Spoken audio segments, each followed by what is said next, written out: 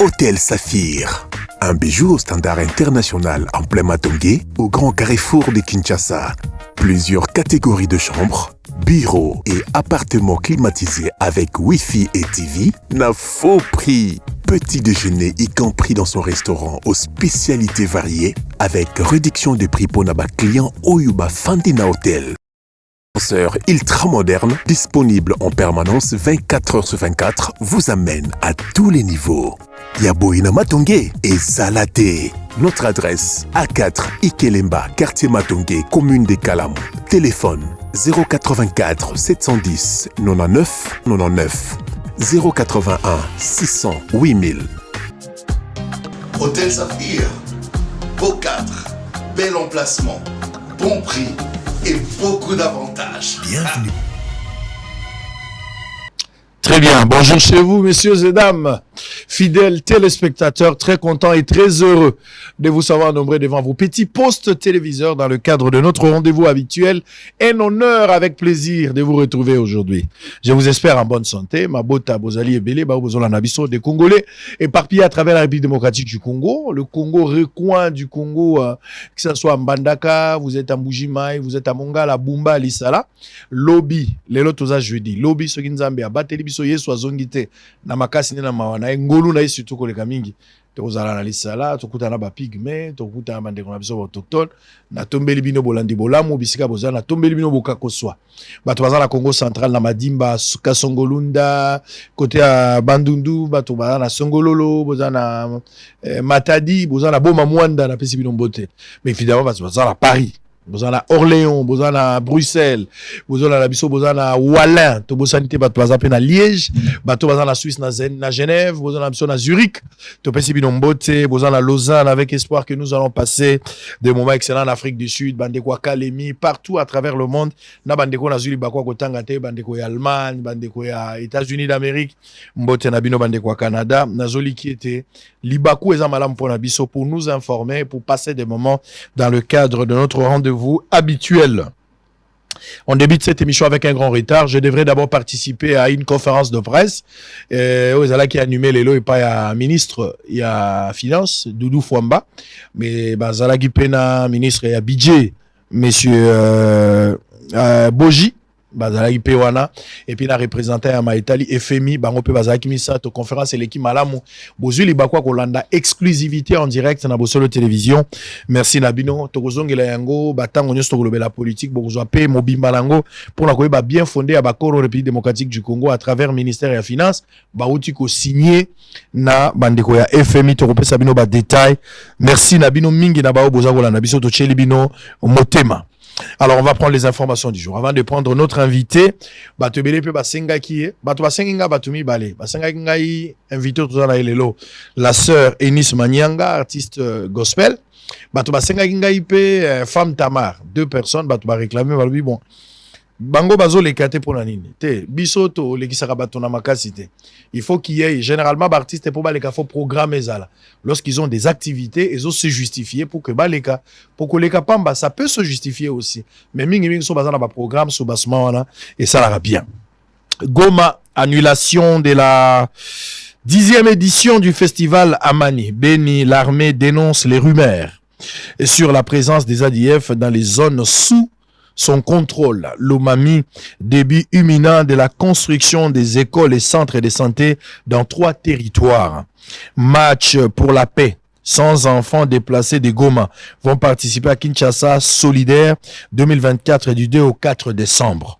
Lomami est mort et des blessés graves dans un conflit foncier entre 2 villages à Lubao.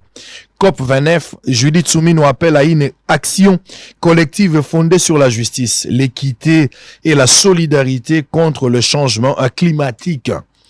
Mokepox, la RDC a dépassé la barre des 1130 morts depuis les débuts de l'année. Une mise au point du docteur Kamba, ministre de la Santé. Maniema, la société civile s'oppose au changement de la Constitution. Avant-dernière information au Katanga, 4 morts à Kambov à la suite des altercations entre creuseurs et policiers. Pour terminer, DGRK Daniel Bumba prend de mesures drastiques suite à une situation financière alarmante. Allez, la sœur Enis Manyanga. Mbote, bonjour, Boye Bolamo. Bonjour Papa Israël, merci beaucoup. Pour la toute première fois, on a CPL Koyambayo. Merci beaucoup. Merci d'abord pour la ponctualité. L'émission était prévue à 13h, et sont 11h quand j'ai reçu l'information. Ouais. Merci pour le sens, il y a respect, il y a l'heure. Ils ont témoigné, pe soutien, bozo pe sapon abisso. Manyanga, avant tout la mobimba ya masolo, ya roloba Manyanga, tout ce que vous avez amené comme info. Quelles sont vos impressions d'abord? Balali bosso, zoya na bossolo, li solo, mona musika, mais oui na bossolo. Merci beaucoup Papa Israël. Déjà, Kozananga Awa et la qui belé surtout la considération au Nazaranango vers vous, voilà. En tout cas, je suis très contente d'être là, voilà. On a la mosso bombi, il y a kasoko. Non,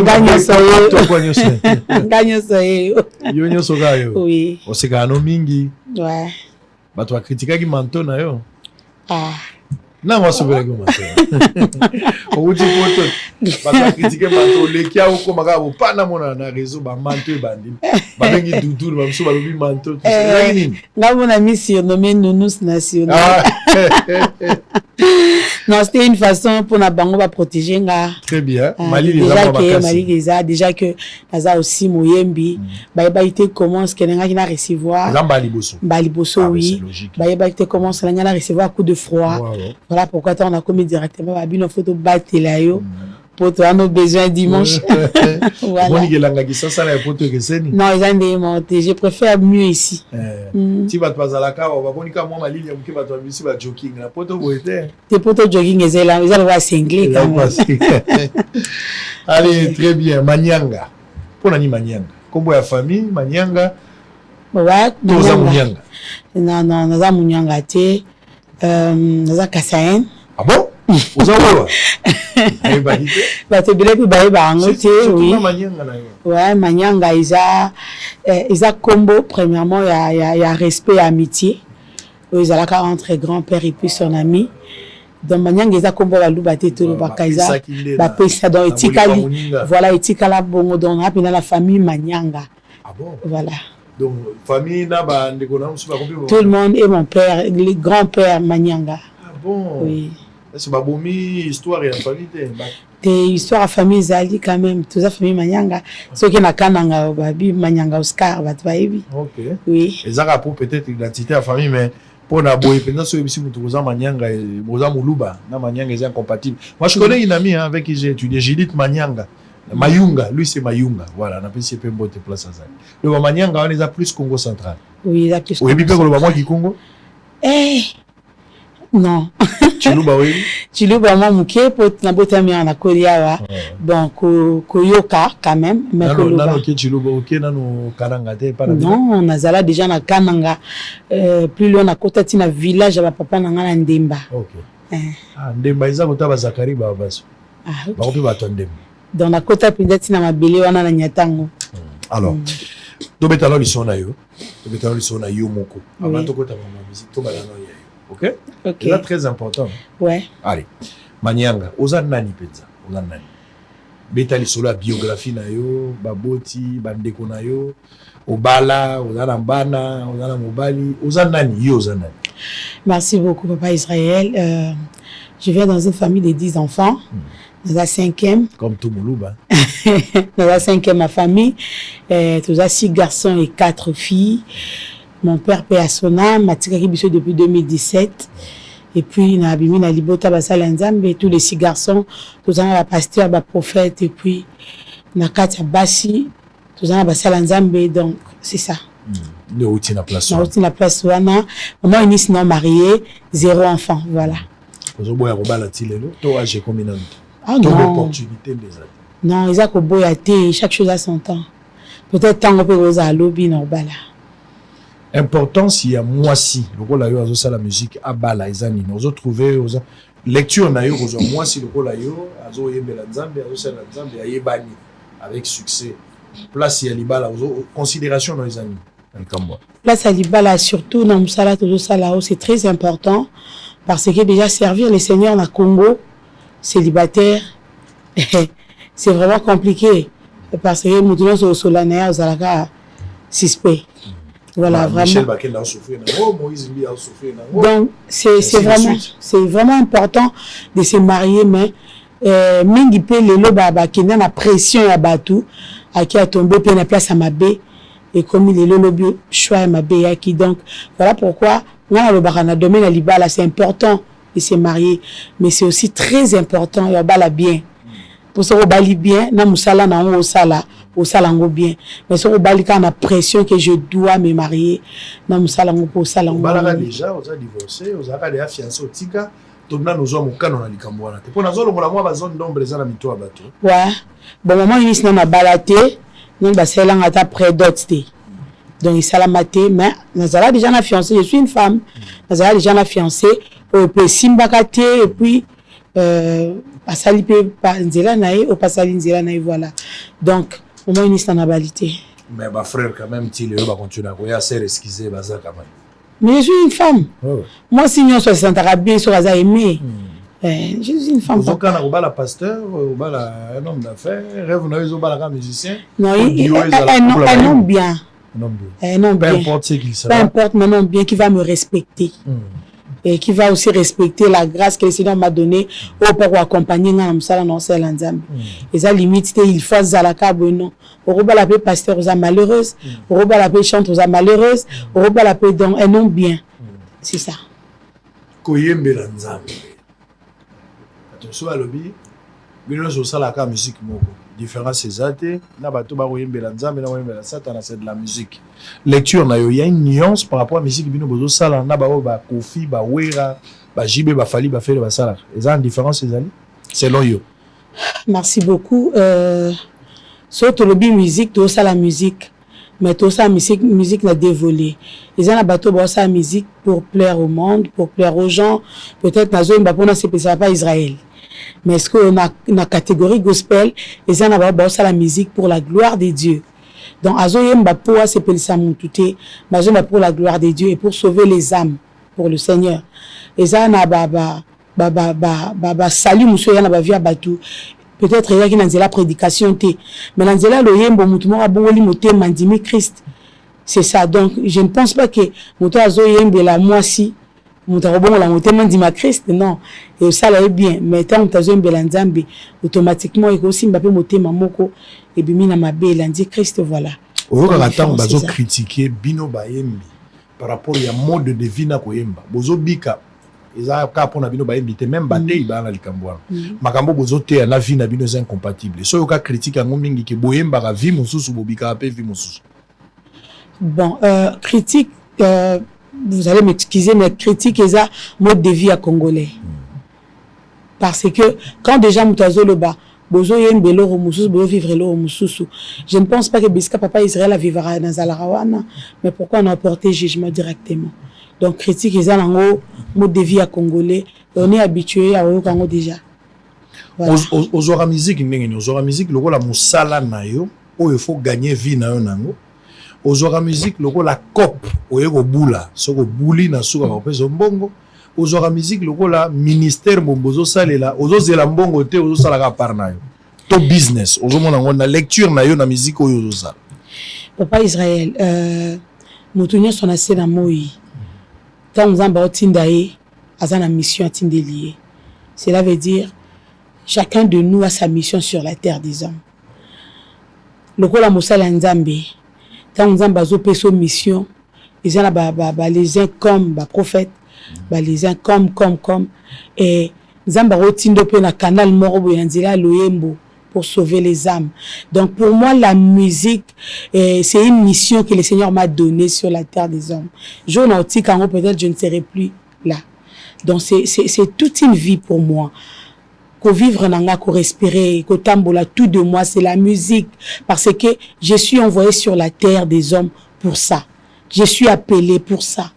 Alors eza le ba congolais musique eza copté maloba nzambe ezoloba mutu akolia mpe kaka okolia na mosala na yo donc na kati ya mosala wana nzambe apesi nga ezopermettre nga nazanga lipa te nazanga mai ya komela te nazanga bisika mpe ya olala pongi te na kati ya mosala nzambe apesi nga mais la musique c'est une mission en fait que le Seigneur nous a donné sur la terre des hommes pour nakokende sauver ba âme nzambe ko délivrer ba baza ya kangama na nzela ya loyebu. Donc c'est ça. Sérénis Nyanga. Oza musa muso ye qualité na vie à part musique. O tangela ki na classe, o lobinga un jour na ngina koma boyezate. Bien sûr que oui. Natanga qui coupe couture, nazala na vision, nazala modéliste et puis na sala esthétique pour que nazala un peu passionné à ya beauté, voilà. Autant on a examen, non si c'est na eu diplôme normal et puis na kokende na centre de formation c'est Contec na salle formation informatique pendant 5 mois et puis na kokota mon père ne voulait pas que na salle coupe couture. Mon père ne voulait pas, papa linga ki nazala. Donc na bureau na travail na et puis au sala ki na eu diplôme na coupe couture na yo kende nanga c'est pour continuer les études et puis la première année papa est parti et puis j'ai arrêté. Alors tu as ce sur la musique origine il y a parcours musical et outi wapi mais ce que faut to beta lisolo ala lelo bato ba yoki yo mingi bato bazo continuer ko yoka yo outi na poto que de Suisse to beta masolango tout à l'heure mais to beta dans origine parce que nyoka nyo sozo moni amune na bala za la côté akola même bato à côté na bango tibino ozo kama nyoka mune na za habiter biso to yiba faiblesse na yepe zalaki mais yo moko komi lobela mieux que biso. Okay. Outi wapi na musique, outi wapi likamba oe bandaki wapi etambola ti toko banesiko to alelo. Merci beaucoup. Déjà mon père chantait déjà, papa Botibiso, abandaki oyemba et puis nazana libota o toza 10 mais na 10 on a 242 bayemba ati. Biso so 8 otikali to yembela nzambi. Donc oyemba nanga na rolo bayuti penza na libota na musisa. Parce que ça les kabonzamba pesa na famille voilà et outi pelande ya libota yo moko siko bandi ko yemba nka non la bandi yemba depuis l'âge à 8 ans papa o yemba na église kaka na yemba na église na ba moment moko na bandi kamba groupe ya bana ekodim na kambi bana ekodim et puis na ba certain temps on a kokoma moi mutu na mo kamba ba jeune sœur et na ba temps moko bo na longo na ba jeune sœur bon na kamba ba jeune sœur na kamba pe ba maman na kati église na kamba ba na oyemba oui na chorale et puis parce que na ba église ezaki dans groupe adoration pour accéder faut ba ya ba personne là pour les cas donc ngazaki moi pomba na ba chorale na kamba ba chorale et puis après ndena ya ko bandasco ko yemba na groupe adoration. Depuis l'âge à 8 ans, maman ni sabanda déjà en Oyemba. Alors pour ça ni na Oyemba na bomona na oza na nzembo ata moko yo créer la to banda plus que ba nzembo ya bato.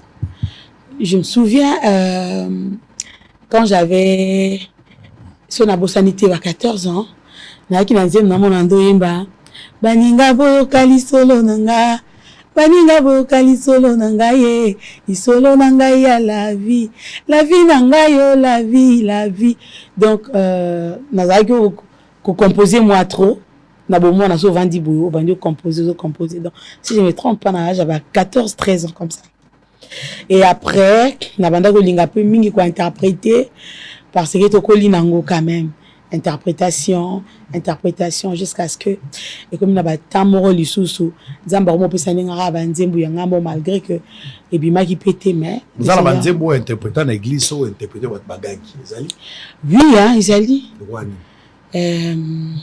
deti nzembu ya maman Loria motema nangai ekumisa yo nakende wapi soki na yote Dieu va, j'ai interprété ça aussi. Et puis, la chanson de Maman Marie, saison séchée à la cape, saison de pluie. On a peut-être sur la bête, on a vu que moi, 500 et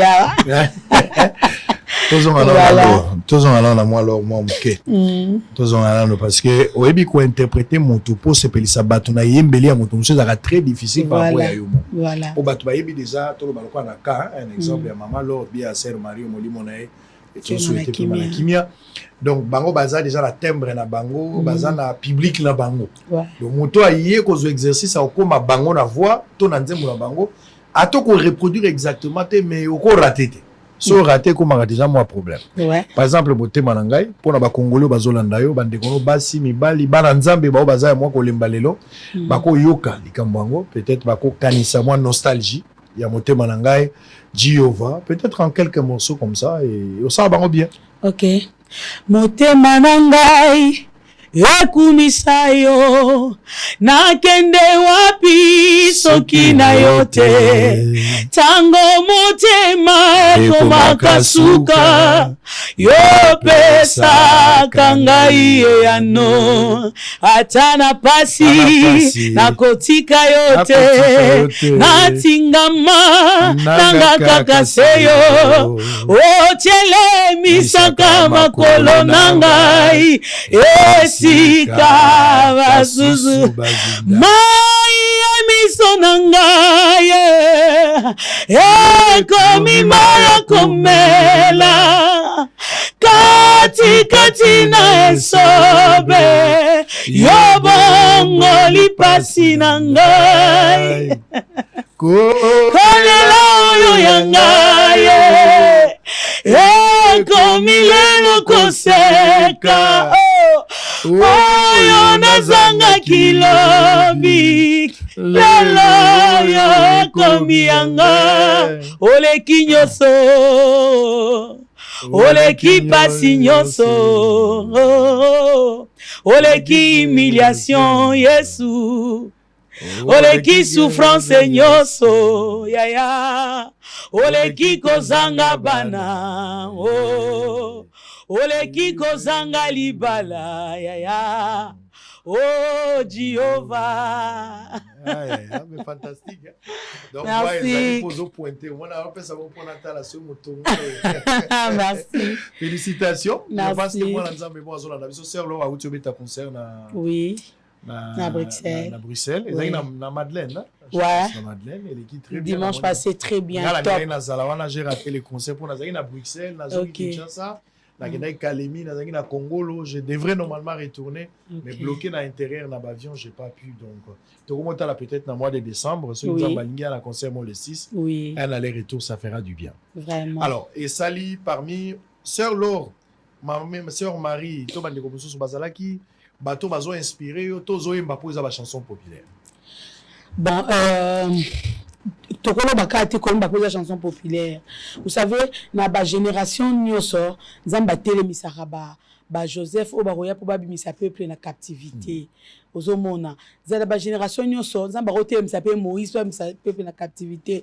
ba mama lo bazalo kwa ba Joseph ba Moïse na biso o bazalaki na ba moment mo bande ko accompagner biso na makambo nzambe dans la prière dans la consécration na ba crainte nzambe donc à tout moment ko yoka bango bande ko pousser nga surtout personnellement et bande ko pousser nga plus dans la profondeur ya robanga nzambe ya rozako espérer toujours que un jour voilà.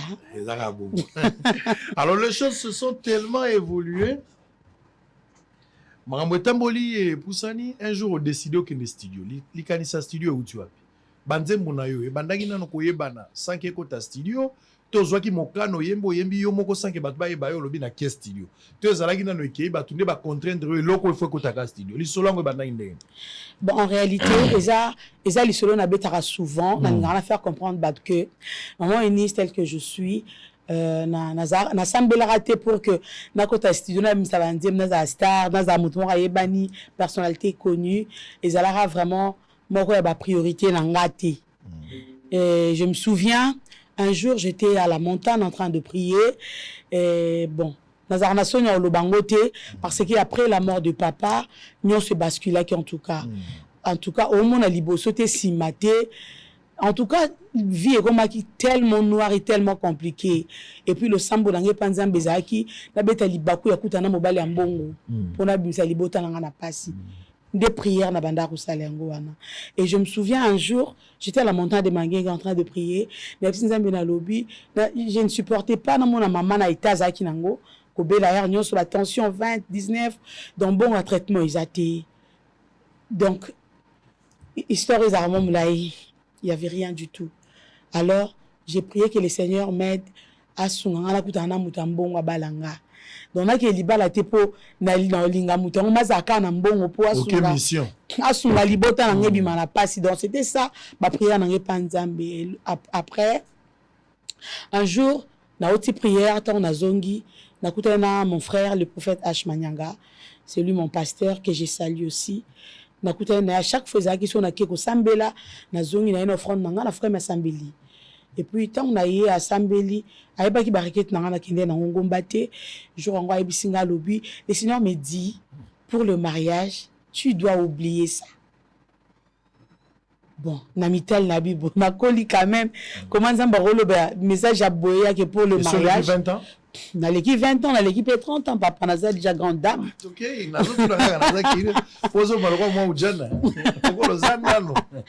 non, déjà maman Inis quand même.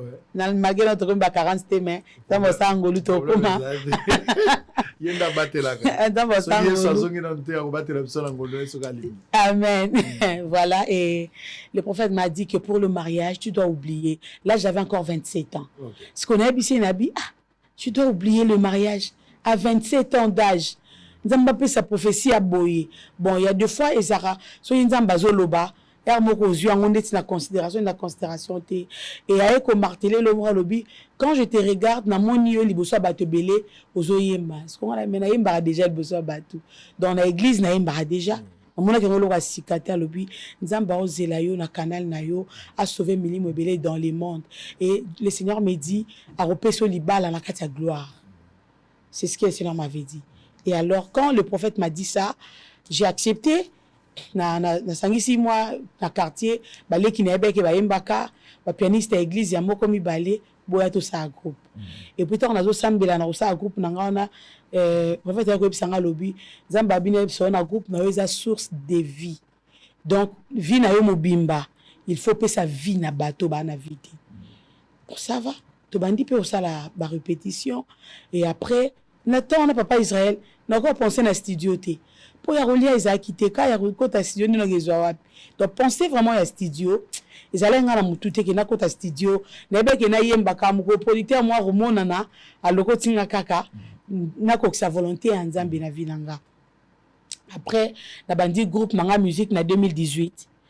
En 2018 na bandi groupe musique vers la fin il y a année na sali concert na liboso na quartier na Masina. Et après mon concert, un frère, dans Facebook, à Komelingai, je suis un producteur. Bon, Natana, peut-être le Seigneur m'a répondu, mais qu'il a coûté un aïe. Donc, j'ai compris que Alinga Bandane peut m'arrêter menangai. Nanga parce que Ayokaki. Ayeko l'expérience na yo. Ayokaki n'a pas passé na zo embate et le roté mamona qui juste poste nanga des arnaques na Facebook. Au canal ma photo na micro posté, j'avais compris que nzambe so nga sali la mutu aro roté misana mutu bato ba rondi mateke et rolekela na nzela na ye mais nzamba telemisa parce que bato mbongo belé bazalaka mais le Seigneur a voulu rejoindre frère Wana na Rosalara toujours reconnaissante, il s'appelle le frère Gracie Valentin. Yesu alobi ko na bato biso bozo reconnaître te so makambo bozo mona otina te boyemba lisuti. Voilà. Voilà. Dès le frère Abenganga, on a coûté naïe, on a coûté na le frère, a miminga pe na studio, il y a petit naïe moko, ingénieur Christian Moussoussou. Nous avons toujours reconnaissant na batouana. Et tant a miminga na studio, je suis entré, na bandio yemba na yembi, tant on a silisi, na yabisi pe sanga son, na ki ko auditionné. C'était ça. Pe sanga son na ki ko yoka, a remettre un son. Quand on a zongi na lopangu ba voisin na biso grand-mère na bango kufaki so musique ya ndobeta na bafle. Quand on a commis j'avais besoin ya auditionner na yo comme ça dans ça na studio. Alors na na kepa garçon na pisi téléphone nanga na pisi betia nga musique awa na bafle na yoka. Pendant que azo betia nga musique na bafle na constaté que ba bazaki na matanga ba komi ko attirer attention na nzembu. Ya iba bo on quoi attirer attention tant on a moni bon j'étais inquiète il m'a bien raté ce que le Seigneur voulait faire na récupéré téléphone na kati nzembo Pour leur retourner, c'est qui tu n'es Nzembo bon. C'était déjà trop tard parce que le monsieur a enregistré à qui. Et puis tant matin il quitte au Kundi, puis après 3 semaines passées, na bimi na nzela boye, na mona moto aleki na gauche. Il va bobo. Et puis Seigneur, c'est quoi ça? Toi tu m'avais appelé na sa musalo po ba ibanga su Nzembo. Ponando mona te na banda wapi na suka wapi, ata clip papa mbono sangonde nini. Je n'avais rien du tout. De bongo nzamba sala publicité Nzembo wana. Et puis bato ba yebi bien liziba yebi manga na yebana te qui a chanté ça. Bato ba otu na yebi ayembi yango bon. Moi aussi bisika na vanda ki moi ko se présenter te ke ngam na yembi bon lapideo. Nzembo beta. Yonani le ki na munene. Vraiment. Donc no tambola bongo ata yebeta nango na lo bananga eloko te. Un jour quand des na ba réseaux sociaux la posta qui ango na compte nanga Instagram et le prophète Jimmy Mbaya a réagir na compte wana. Donc prophète Jimmy Mbaya za ange onzamba tindelanga na temps wana a réagir directement tant a réagir a invité à l'église naé. Bon azo uta masina il faut na qu'une église naé na Kasavubu na la transporte na ba musicien. Tomo sa antintanya to kanga ba 500 to kanga transco. Et ma mission la victoire, sur le quitter la victoire, de bêtis ma coloti, dans l'église de prophète Jimmy Mbaya. Et puis quand je suis arrivé dans l'église de prophète Jimmy Mbaya, dans l'équipe na Yembi, c'était, il y avait la présence de Dieu. Liziba, contenu dans vos amis. Pourquoi Liziba? Il y a Bethesda? Non, c'est Jésus la source, papa. N'importe qui Liziba, vous savez, Bananzambe Belé, Baye Baraté. Pourquoi maman Eunice a eu Banzembo a relaté la histoire naïe. Un jour, Navanda Boye, bon, na se permettre, on a posé un témoignage en gros. Un jour, Navanda Boye, l'une de mes sœurs, bon, à Talanga Epsinga Lobby, pour Nayo, pour lequel déjà tant ici, parce qu'elle était déjà mariée. Il y a famille, hein, Azaï dans la bananaïe, Epsinga Lobby, soit en retard dans la vie. Siko Natale wana azo pesa nga parole de désespoir na likolo ngomba mangengenge biso nso toke sambela mais a pesa nga parole à désespoir que pour nga ici à ton âge tu vois moi j'ai 4 enfants yo ti lelo wata na mwana te libala te et tout na bise na bi na réservoir nzambe bisika mabale zaka mabale silité. Amen. C'est Jésus la source. Amen. Je sais qu'un jour je vais me marier. Amen. Bisika baba si babotaka jour okenda obota pandé maternité. Je sais qu'un jour j'aurai mes enfants. Pour dire que tout ce qu'on peut chercher dans la vie, ata ojuango avant muninga, comment on a été kende ozu wana ya ozwate, na réservoir en Nzambe nyonso eza, bana baza, ibaleza, tout est là. La source intarissable s'appelle Jésus. Voilà pourquoi j'ai dit souvent aux enfants de Dieu, ne désespère pas. Même si ils ont simbelo télé, les ont bébélé les lots, ne désespère pas.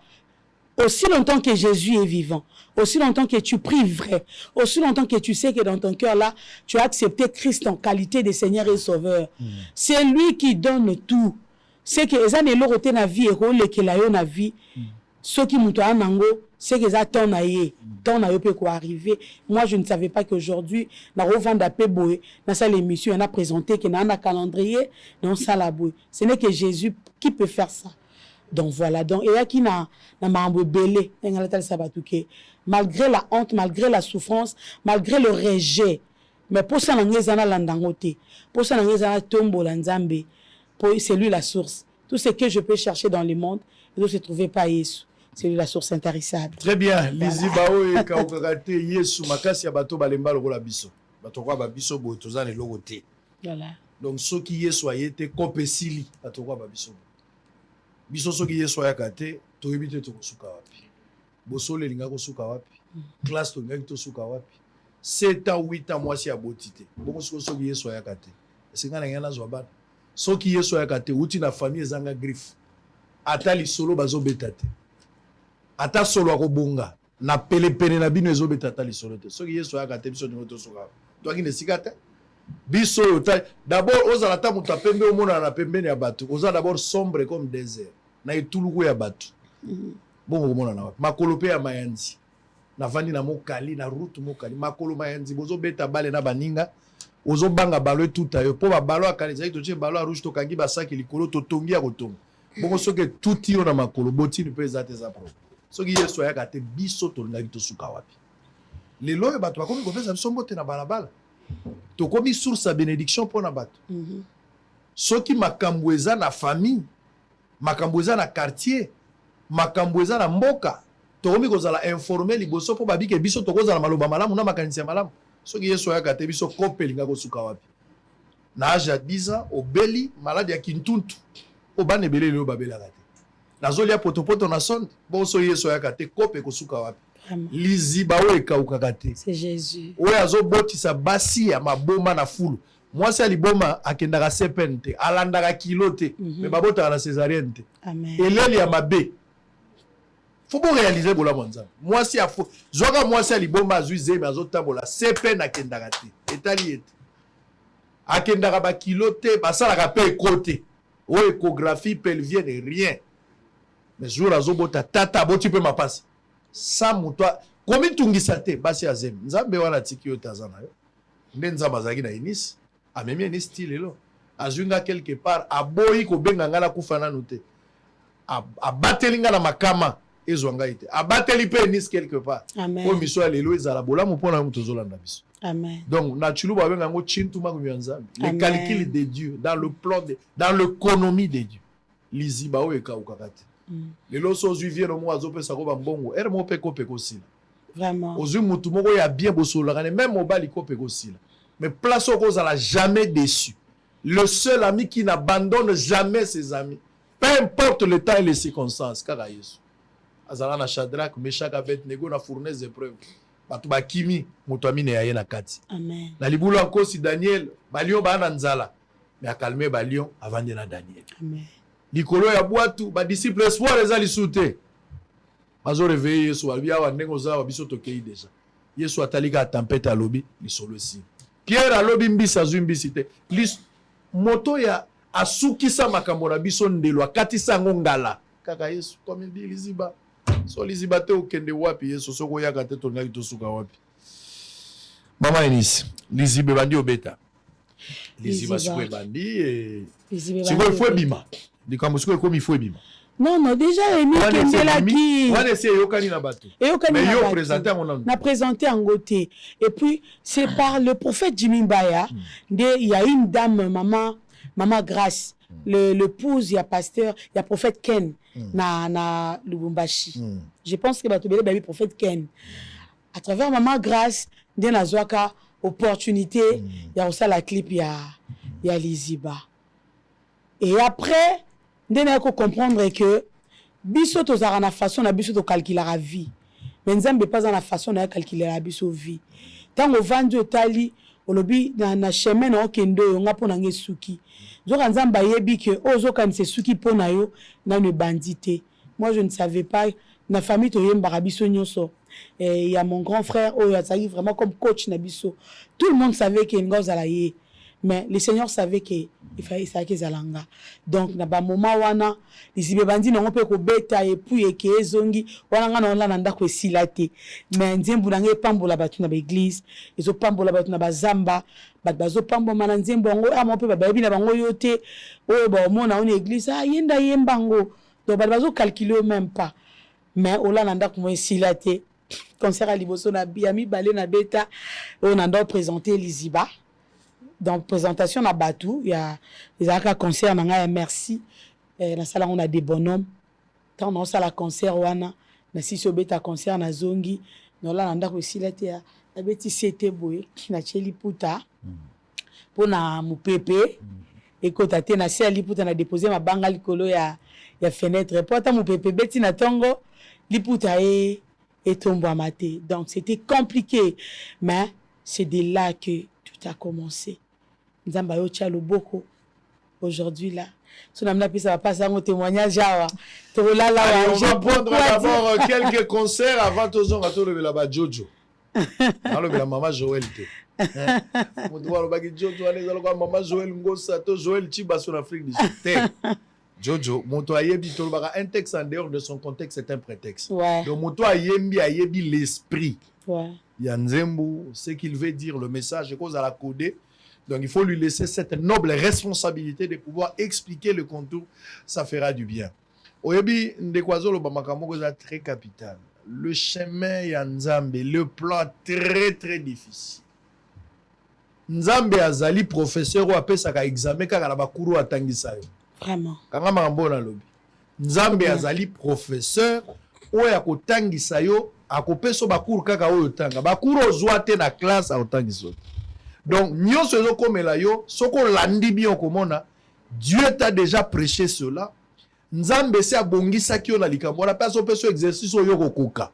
Oyo kokoka te akopesa yo yango te. Des fois, au bossani ne matière. Des fois, au bossani promesse. Des fois, au bossani ce que tu as appris. Mais so landi bi okomona bakuru wana esozwaka. Masalanga gimputo azolandanga na pesi mbote place aza uti Chine, uti Dubai. Une fois zaki mon cher, ndengo zo kendo kendaka yo moko memaka ngai pe. Mon cher betelanga pe jour memanga na laka kai pe na komemaye. Wana ki promesse nanga mais Nzambe alekiseli gimputo likolo. Nga na surprise na poto gimputo ebisinga papa na Dubai. Des jours papa na komi na Chine gabi. Ah bon? Mais yo falo zelanga bité. Nzambe salika ndenga lobaki. Donc tu vois comment Dieu peut surprendre les choses. Akokozwa moi si o batu bandimite kako bota ngai moko na témoignage à 7 à 8 ans sans enfant. Nzamba yeko pesa ngai ba garçon lelo bazali eza esengo. Munene parce que mutoko ko sala ngona. Lisolo Abraham oyoka ngona Bible. O monaka Abraham te. Tozon dima par la foi. Lisolo ya Anne o monaka Anne tel mais nous croyons que c'est la vérité. Mais nga la cause à l'Abraham pona yo, la cause à la paix Anne pona yo. Po naza Anne ya lelo. Moto azalaka généralement. Je vais terminer par là avant de prendre cette petite pause avec des concerts à répétition à Serenis Manyanga, plutôt que Talabanzem Boisika, là-bas programme. Frère Branham l'avait dit, l'homme généralement c'est un historien du passé. Moto azalaka na facilité à robeta masolo eleka. Oyebi Abraham, ah papa, nzamba salela Abraham, salela Pierre. Au moins même na film Yesu, so batu batanga bi ah Pierre, penza ko wanga na Yesu te, ngaso la zaka la ngala wanga na Yesu te. Moto azalaka mingi historien du passé. Et puis moto azalaka capable de prophétiser mambo malamu oyo koya. Mais makambo ezoleka na âge na ye batu balinga koyoka ngote. Manyanga ote. Ya kolinga babeta lisolo moto akala. Moto aleka déjà. Omoni nde oza botango ko sila dans le sens que oza sous active na musique tabi atika. Bino oyelelo yo manyanga. Manyanga yemba na bamboko. Awo benga manyanga po manyanga apusani. Lobi oyo koya lobi atika papa. Omoni mwana ozomona muke oyo ko. Soko tikeli état dans 20 ans mwana ko ipate ko leka ba manyango. Mais manyango oza na elelo te wana ite. Wana manyanga ko kunda, manyanga ko boma, manyanga ko kata mutu. C'est ça l'homme. Ko sala pona batute, sala ka pona Nzambe. Donc yom tozolanda nga oza na pasi, espoir ezali susute, famille batieli yo motema te lokola David. David ba yako pona ye. Jour ba yaka ko sala sélection ya moto fuba wendre. Papa David ka ndenge pa na bino sala manga. Papa David ako misabana na ye ba obatanga. Abi oyo Sorbonne. Oyo azamu tatangi na Sorbonne. D'abord à Outi Paris, ça fait 10 jours. Yende mutu boko wenda. Mutu ayaki alobite o ezaite. Ayi bozela na monezo prophète. Abi nzo mutatanga na UPC. Obi UPC za na 24. Bachele muta UPC abite UPC kazabi bo vanda. Na ozelo muta uti arabe. Ba pays arabini. Donc ozelo pena muta uti na Dubai o monai. Ba yeli muta Dubai abite Dubai kata ayo. Na bo mo États-Unis. Akola na États-Unis atanga na Canada. Bacheli rien. Mais oza suna bi naza suna loko te mwana musuna tikala na je pense batikala mi balé mais moka za muta iniki na oli ete yepete mais ozo luka nani bage luka manyanga moko na suka la grâce de Dieu na solo ya banyama na zamba abia yeye muto nazo luka yo ça dit nkolo azo localiser na calcul ya batute. Amen. Oye moko alingi. Regardez cette série de concerts ya Serenis Manyanga et peso makasi oye ba ke liziba oye ka okate zaka Yesu bapaya ba prêtre ba noko ba vieux ba président ba soukaka moto ya soukisa bango ngala komona Yesu. On suit en image. On va se retrouver après pour parler maintenant de sa carrière actuelle et puis le grand événement où tu vois ça là batu batonda ke belé na salle jour na mona ko la c'est ouais na so mona zo landela ezaki na théâtre ya Blemenil. Ouais, théâtre Blemenil. Ça dit Isaac abeti lelo Yo betilo. Alors que na zalaki na théâtre on a joué Isaac abeta. Oh là là. Mais malheureusement dans la soirée na que Bruxelles. Oh là là. Pourtant, la taille cassée, mais c'était chouette. Merci. Allez, beaucoup. on va suivre ça. On se retrouve après. On va soutenir intervention. Il y a Jojo. Jojo de la nationalité. Allez, à tout à l'heure. On va continuer. Merci. A réservé une surprise d'accueil à l'aéroport pour notre artiste venu en France depuis le Congo pour son concert à Paris.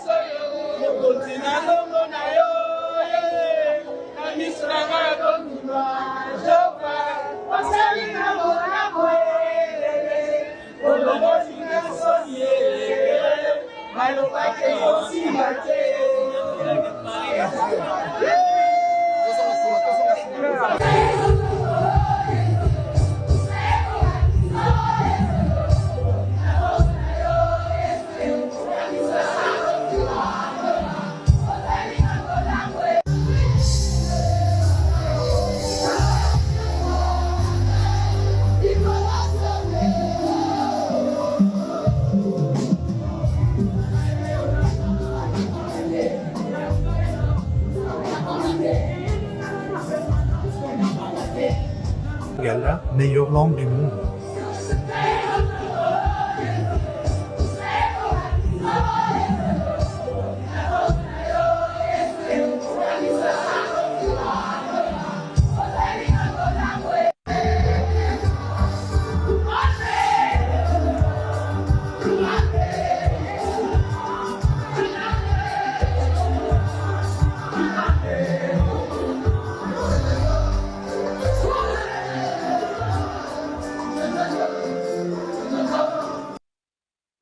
Très bien, la sœur Eunice Manyanga. Et puis finalement, Moussa les Salem Makassi, album est mimi déjà? Non. Non, tu es Zagaga, biscuit. Nabi Misa Kara, non, on a ça album. Ok, quand on a des autres, oui. On a ça album. Pour la nine. Manque à structure, manager Azate, producteur Azate. En tout cas, Dieu m'a béni dans une équipe moko solide, hein. Équipe Mora Makassi. Mais, nous avons déjà. Ils ont déjà un programme, il y a aussi l'album, mais il n'y a pas de nan. Basé là, nan. Il y a un single. La single est à 40 moko. Et je me suis combien de singles? Je pense qu'il y a comme déjà 12 si je ne me trompe pas, ouais. Ouf. Mais bah oui, Kangi pense des années. Bon, on a bêti Liziba déjà. Ouais. Yaya Yesu est-ce que je m'en ma prière? On a bêti la monaté. La monaté, la bêtise témoignage, la bêtise bakobongo la maloba, la bêtise changaka, bande me na non le boy bêtise, la bêtise changaka, et la bêtise wialelu, la bêtise bosana, la bêtise zambalola, et ni te batela nzambe, manyanga pardon, batela bonzambe, de zambalola. La bêtise célébrer des autres on a aussi lancé récemment Awa la bêtise célébrer quoi encore si vous avez un groupe oui na groupe nanga quel est l'avantage de la plus la single qu'un album? Bon nous faisons un avantage mais là c'est ma façon de voir les choses. C'est ma façon de travailler. C'est l'avantage. Ma façon de travailler, na préférant nous avant que na livrer bateau album ou bimba. C'est-à-dire le moyen ne pose aucun problème. Non, le Seigneur me bénit. Son zamba ça la forondima. Dieu m'a béni. Pas me béni, m'a béni. Bon, il m'a béni. Moi, Dieu m'a béni. Il me bénira encore davantage. Amen. Dieu m'a béni. Na muketo zoaka.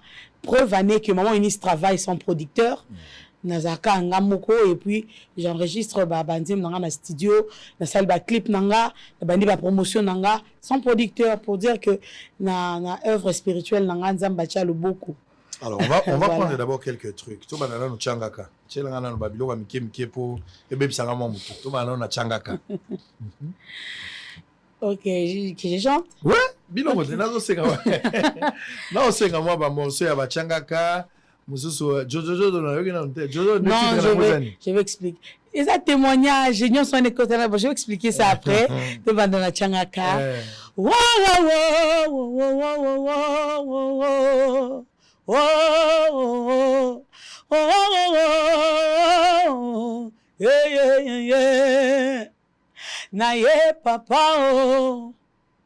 Na ye na maladie na ye mokonzi oh. Lokola mwasi akotanga makila Yesu na ye mokonzi oh. Ngayo lokola batime oh. Na ye mokonzi oh. Na soni na ngaye hey. Na ye mokonzi oh. Babwaki nga libanda oh. Na ye mokonzi na ye oh. Natamboli nzela molai Yesu makolo na ngai tindinga pembeni na yo motema na ngai yo direction nga otalaka na ngai Wanachangaka Wanachangaka na bafamia babola changa la famille na ba maladie oyo sila te tozo sambela bato ba mo poser biso ba question nzambe mo bonda ko sambela wapi toza ba victime nango bo sambeli mingi na vie mais ba mo tala bino na miso a koseka donc oki l'église mais ba otalo na miso a koseka siko so nzamba che biso kate ba yebi place o banana place o ba yebi place o banana place o suka ba yebi kenda ke wana azonga na poko leka wenza hindu so mama tembele na likaya bo chako ni place wana rolamba donc ba yebi penza ke sukelawa siko to nzambe changaka eza la différence ya rotala na romona na rozala na okende liboso na otala papa Israël mais na moni yote eza la différence je peux regarder mais sans te voir. Mais na tali la direction pas Israël aza. Parce qu'on a posé nzamba talaka tema amona achangaka.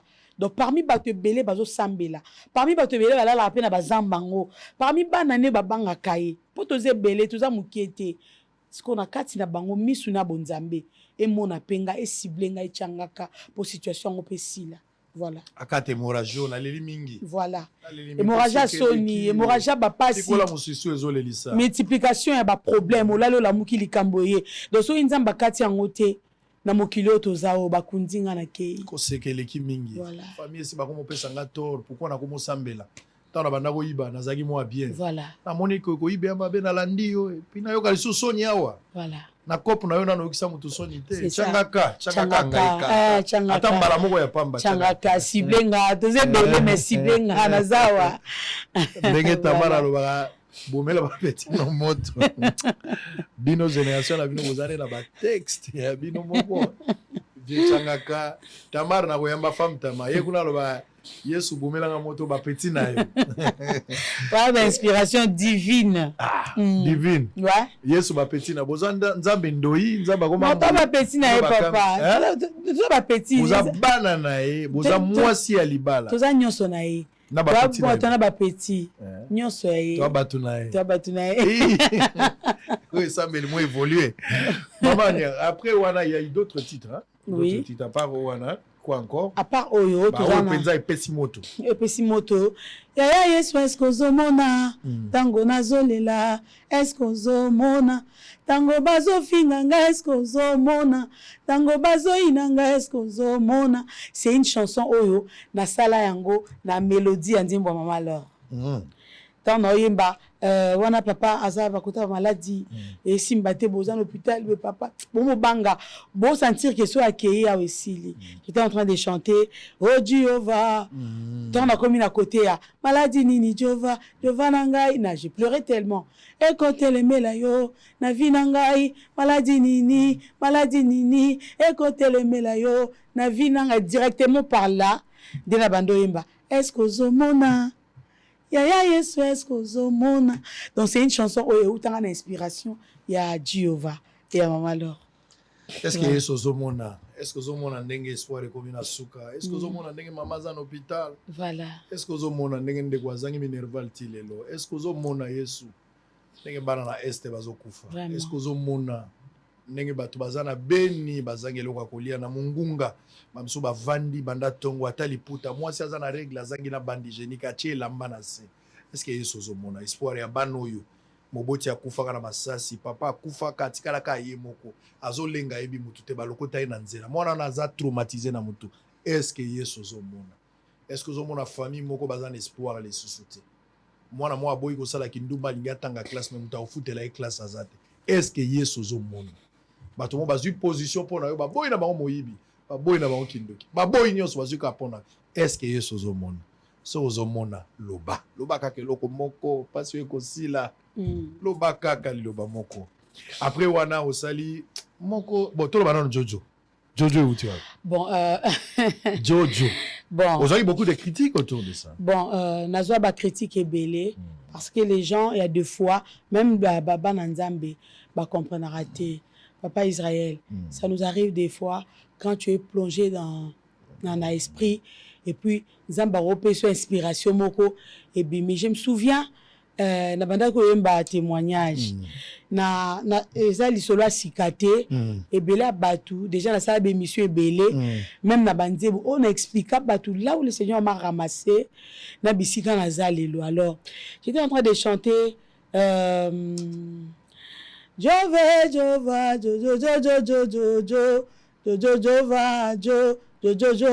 Jojo. Donc, c'est un mot d'amour, je peux dire ça. C'est un nom d'amour. Oyo, mote mananga, na ba moment ya kolela, na ba moment ya pasi, na ba moment ya ko raisonner ba Nzamba salelinga na vie. Na ndo mona tena obenga mobali onani, bisika lokotinga na kata lopango moko boy, dans les araliboso ndaku dans son vous les bêtis dal faut lâcher. Boy bi kende vous les bêtes à boy awa leo mo to lambeza te po solo nyonso adal nyonso ekote la biso na kata ndaku. Mais mobali ngwa laksanga motema malamu moko boy ya que atika banzela nyonso bien makota na kata lopango moko boyo mutako imaginer te na famille moko pa ye na vie ya mwasi moko boyo oyo bato ba pesara chance te voilà pourquoi Jojo c'est tout simplement Jova mais na koka rekoma na Jova te na soka na banda aussi là est-ce qu'on a Jojo parce que j'ai na concert wana j'étais en train de pleurer bato ba mona nga bien j'étais en train de pleurer Nathalie que aujourd'hui moi aussi na kati ya bato belé baye po ba yoka Nzamba tchekati nanga baye po mona nga puis il y a deux personnes qui me considèrent moi au lobby je n'étais pas considéré j'étais rejeté nga deux personnes batalanga lobby o penza inutile na vie au salelo te et puis combo inutile wana latanga na mutu je savais que dans ma vie là non salelo te mais ce qu'on attend mobali aye a lokotinga na ba forme moko boye donc nazanga maloba loba na concert wana directement ton nom le ba Jova Jojo et ngamba moko donc et on continuité à Jova Jojo ce qu'on a le balanga Jova te na suki na Jo déjà mobile na yote mais ça mobile na makasi banda lingi nga pesi na déception te papa sango yesu mbali na yo zambanda mama gerda c'est pas possible oh banda mama gerda mama gerda des femme titulaire femme légitime yo continue à proposer au moins ça yesu José Nzita za ba victime alobi le côté papa José la pesi ombote basal na Nzambe nyonso bayembaka na pesi bino mbote place pozali. Est-ce que vous avez ça l'église parce que généralement des bobandi bobosuka à l'église. Au comment ma pasteur? Bon, déjà les questions ils ont la ranga souvent. Papa Israël prêcher et le baka était que bon, je vais m'expliquer ici. Et batubele ba bazo mais ma condamnation plus na côté bayembi, moyembi, alongo moyembi a commis pasteur. Déjà je vais vous dire une chose. Na kati ya mwana Nzambe nyoso Nzamba déposera ba don na ba grâce na yi. Alors ezala na ngolu moko de présentera ba ngolu mso ya na sima. Cela veut dire quoi? To bona ngona kati église pasteur na biso meya moko tant azote ya prophétisaka. Et ngolo ba ke bato ba yebi kaza pasteur. Mais na kati ya musala azo sala et présenter aspect mususu ya ngolu Nzamba tcha kati na yi. Pour dire que Dieu peut présenter une servante ou un serviteur de Dieu comme chantre. Mais ce n'est pas dire que tant qu'on comme chantre, n'a pensé à comme un pasteur. Non. Peut-être il prêchait déjà. Quand il a public, il prêchait déjà. Mais le Seigneur a voulu, il a représenté Nanzela ya chant pour que Nanzela chant et présenter Bangolo etikali na sima. C'est ça. Donc, c'est le réseau de maman trop. Voilà pourquoi je voulais éclaircir. Mais maman ini sa l'autre race à la pasteur T. Déjà, Moussala na sel ranzambe ya royemba oyo na te ya déjà et coquille. Boye binga na spi à côté parce que le Seigneur m'a jamais présenté. Na musa batu le roi Motei. Mais ça na bateau ba découvrant o bazara béni nango. Mais l'ingé ba tieke lobby na rosala église.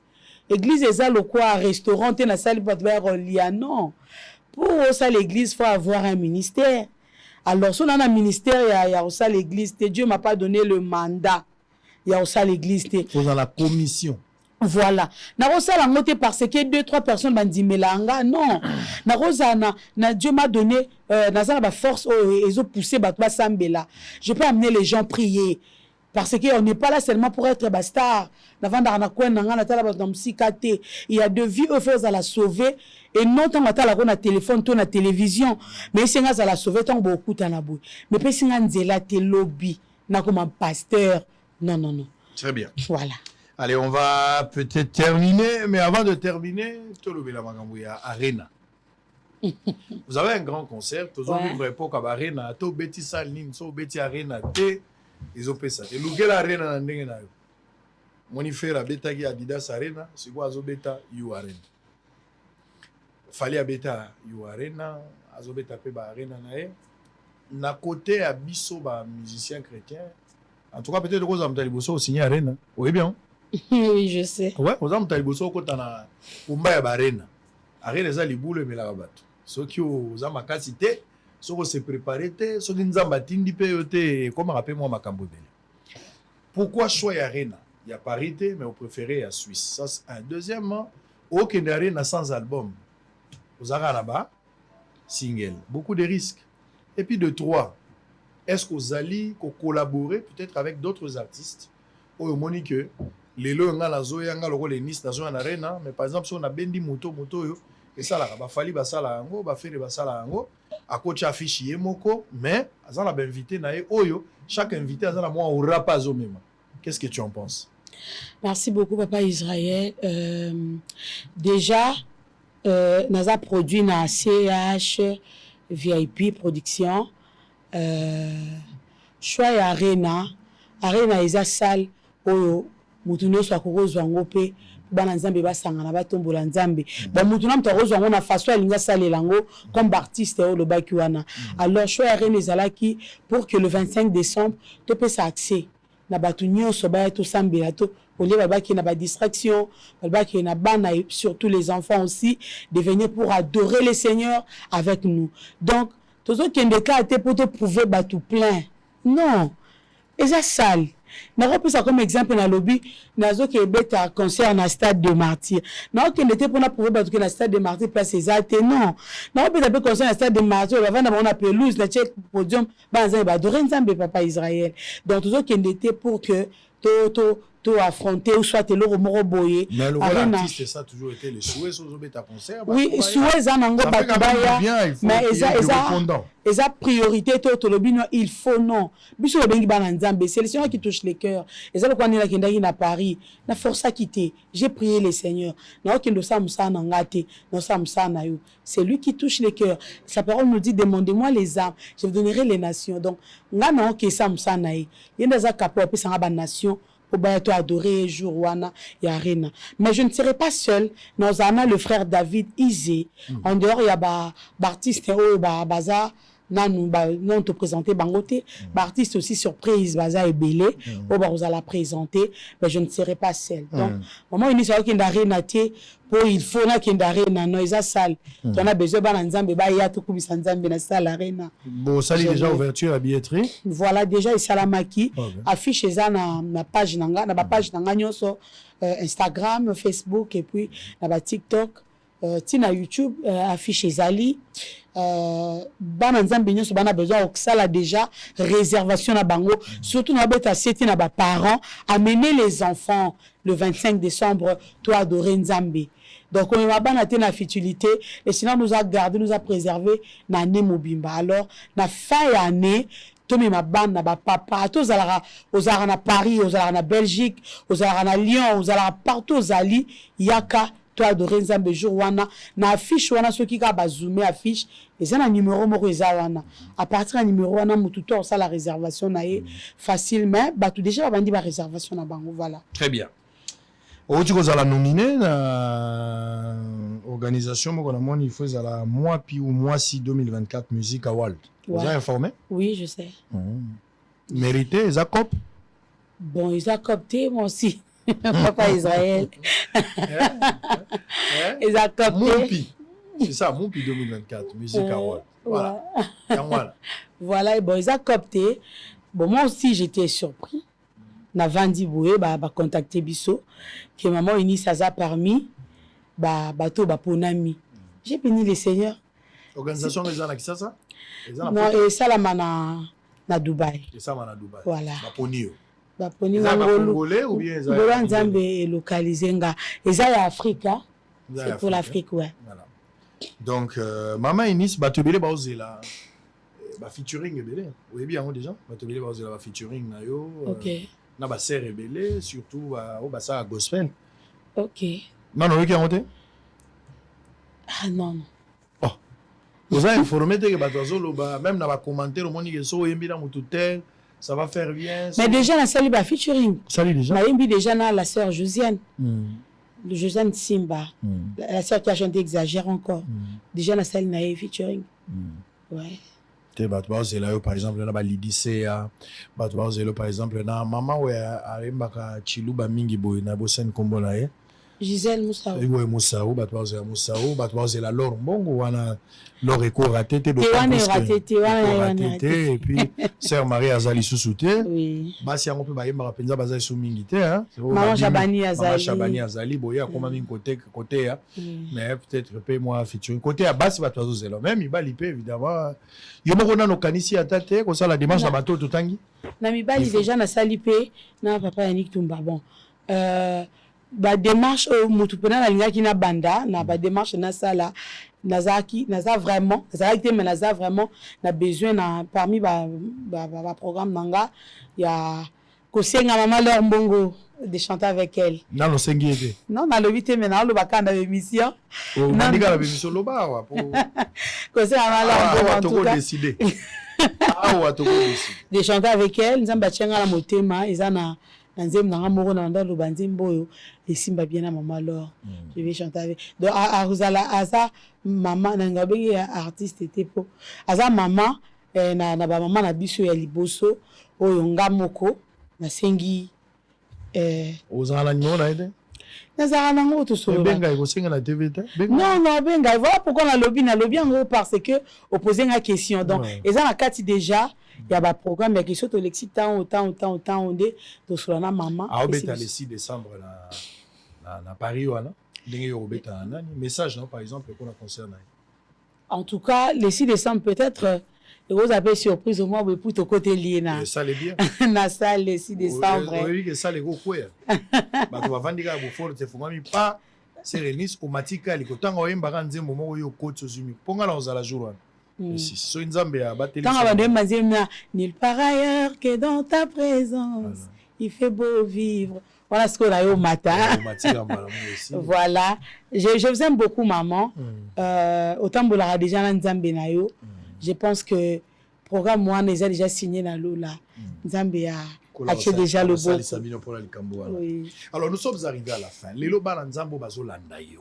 Au Balando pour la toute première fois. D'abord, félicitations pour la concert Mounen au Bétin à Paris. Merci beaucoup. Ils ont une réussite totale. On a vu tout le monde tongate pour la biso to sepeli pour cannabis est gagné.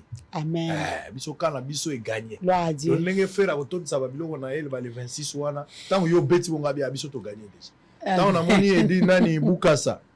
Isaac a beti kune toninga biso to gagné. Gloire à Dieu. Faire atikali na nyongo atondisa na ibika kotondisa. Mais na ngambo na biso to ada kimia. Pour biso bato na biso ici a gagné. Maman Laure a beti na Madeleine a tondi si pour nga isto gagné. Le etika le komi formalité. Alors pour nga isa sengo. Na pécho félicitations pour nous. Mais bala nzambo bazolanda yo, peut-être un message particulier pour na date na yo. Album au lobby tu n'es pas encore convaincu, ça prendra le temps que ça prendra. Mais bala nzambo bazela nini alors que za la Kinshasa avant que de décembre bana nzamba zela nini message no ya suka na bao bazolando bao bana poto bana ba Belgique Paris Allemagne basala nini pour na ba programme na yo. Merci beaucoup.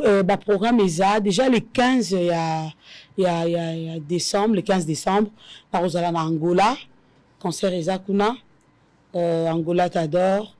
Et puis le 25 de la Outoloba, ESA na Genève Arena, et le 11 Rosala na Lyon, le 11 décembre Rosala na Lyon. Le 11 janvier, pardon. Le 11 janvier. Oui, le 11 janvier, Torozala à Lyon. Et puis le 21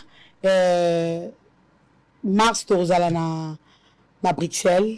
Le 23, Torozala à Allemagne. Donc, le programme Torozala en Yango. Et puis, non, na côté ya liboso na yaki na batu papa au mona été.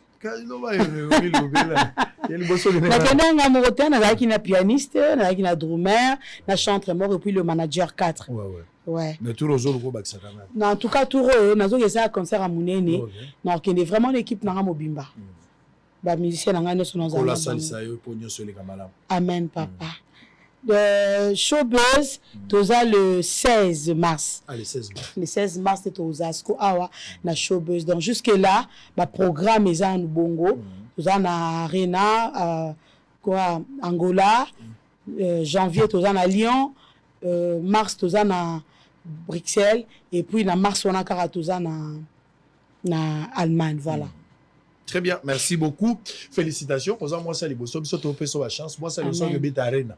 Et la histoire batumso ba obeta barena sima mais arena oya yo et na histoire ya musique ya biso ozo beta arena za je pense que oza ba 12 000 salles 12 000 places hein, je pense 12 à 16 000 so na bosani boteni nga rigueur te pona bi faire beta ipe kuna donc yo pozo que no beta arena mo bonne chance kende liboso nzamba tambola na yo asunga yo nyoso le kamalamu biso pe to tambola nazo que ne pas ba pigment soki na sisi musala peut-être période on a se retrouver na poto so na se retrouver on l'a vraiment accroché. Merci beaucoup d'avance.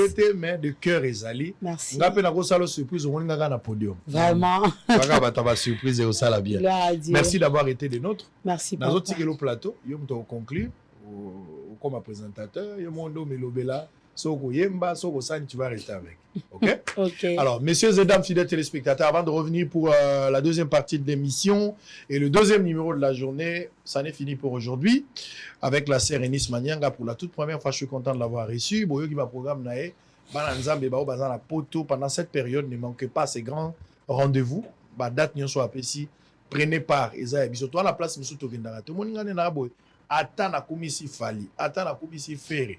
Attends la commission héritier concerne na moyena kota ezate. Moi je garde mon identité de moyena kota kuna ezate pona nini ngai na bango toza monde moko te je les accompagne lokola journaliste na musala eza commercial na yoki musique moto afuti mbongo to ngai moko na préféré to bango ba solliciter ça dépend du contexte je les accompagne il y a pas de problème na ko sala pe ba critique objectif na ko ki pe ko soutenir une activité en tant qu'un homme influent, ça passe. Mais comprendre par na kati moyena kota.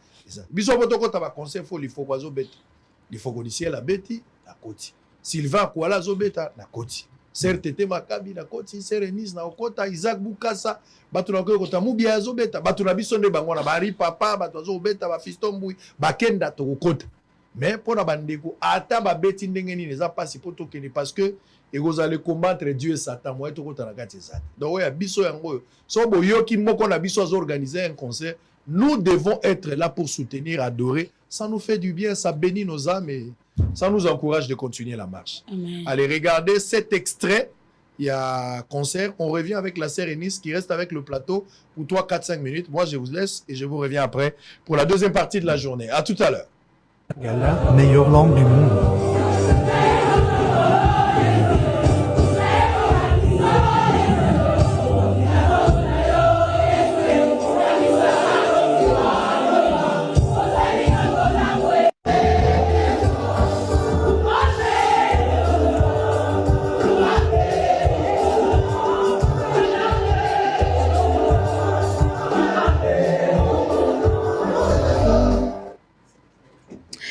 Voilà, merci beaucoup. Que le Seigneur vous bénisse.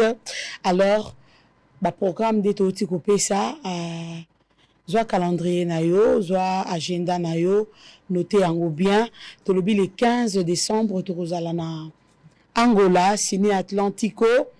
Le 25 décembre, tozala na Arène à Genève. Ba maman, ba papa, somba déjà bien na yo.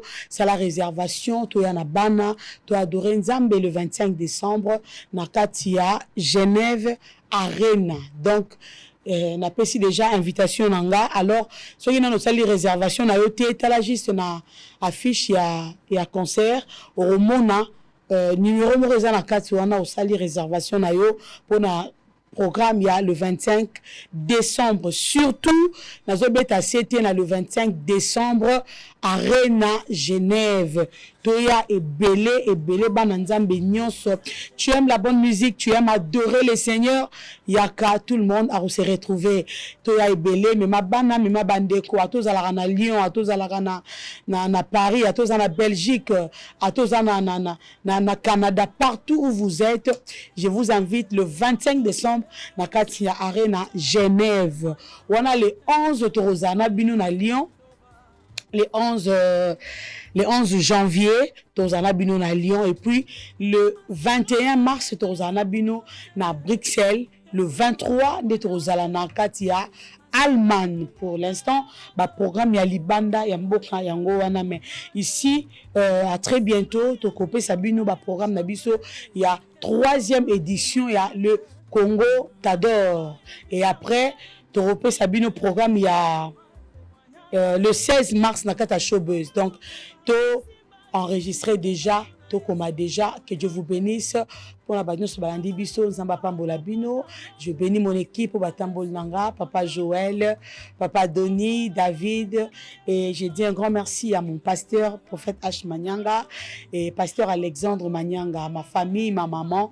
Je vous aime beaucoup, beaucoup. Que le Seigneur Jésus-Christ vous bénisse. Voilà.